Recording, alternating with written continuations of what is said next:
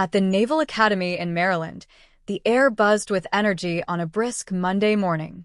Cadets marched in flawless unison, their boots hitting the pavement with precision, while instructors observed with sharp, watchful eyes.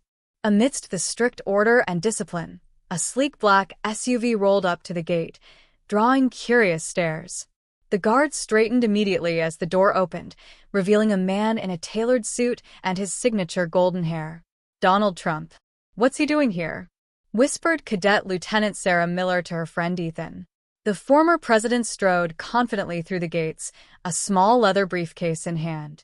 His visit was unannounced, leaving both staff and cadets exchanging puzzled glances as he entered the academy grounds. Everyone held their breath. What could this mean? As Trump made his way toward the main building, an officer approached, saluting sharply. "Mr. President, it's an honor. May I ask what brings you to the academy today?" Trump gave a knowing smile, but revealed little. "I'm here to observe and speak with your finest cadets. Off the record." The officer hesitated for a brief moment before nodding, swiftly relaying orders to gather a select group. Among those chosen was Sarah Miller, known for her unwavering discipline and strong leadership.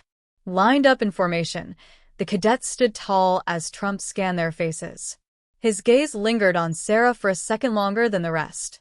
"Let's take a walk," he said, motioning toward her. Confused glances were exchanged between the cadets. What could he possibly want with her? Sarah's thoughts raced as she walked beside him. Why her?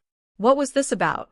She stole a glance at him, trying to read his expression, but his face remained calm and unreadable. "So, Sarah," he finally said, "why did you join the Navy?" Straightening her posture, she responded without hesitation. "To serve my country, sir, and to honor my father's legacy." "Your father?" Trump's tone softened. "He was a Navy officer," Sarah explained. "Lost his life in a rescue mission when I was 12. I made a promise to follow in his footsteps." Trump nodded, his usual confidence giving way to a quieter, more reflective demeanor. "He must have been a remarkable man. Let's keep walking. I'd like to hear more." They strolled past the Academy's training fields, where cadets drilled and practiced simulated missions. Trump's sharp eyes took everything in as if assessing every detail. "Tell me," he asked suddenly, breaking the silence, "do you think you're the best cadet here?" The question caught Sarah off guard. She hesitated. "I don't know about being the best, sir, but I work harder than most." Trump stopped in his tracks, turning to her. "Hard work is good, but confidence is essential. Show me what you've got." He led her to the Academy's notorious obstacle course and gestured toward it. "Beat the fastest time in your unit right now." The challenge was unexpected, but there was no backing down. Sarah took a deep breath and stepped forward. The course was brutal, towering walls, muddy trenches, and rope climbs designed to push cadets to their limits. As word spread that Trump himself had issued the challenge, cadets and instructors gathered to watch. Sarah launched into action, her every movement precise yet fierce. She scaled the walls, swung across gaps, and crawled under barbed wire, pushing herself harder than ever before.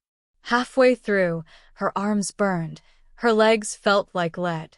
A slip on the muddy incline nearly cost her precious seconds, but she recovered fast, digging deep. With a final leap, she crossed the finish line, gasping for air. Trump clapped, slow, deliberate. "Impressive, Cadet Miller. But this is just the beginning." After the test, Sarah and the other selected cadets were called to a briefing room. Trump stood at the front, his small leather briefcase resting on the table. The room buzzed with whispers. What was going on? Finally, Trump spoke. "You're probably wondering why I'm here," he began. He opened the briefcase, revealing folders stamped with bold red letters. "Operation Valor. This," he said, holding up a file, "is the reason I came. I'm launching a program to honor unsung heroes and to train the next generation of leaders. You've been chosen to be part of it." The cadets exchanged puzzled glances. Sarah raised her hand. "Why us, sir?"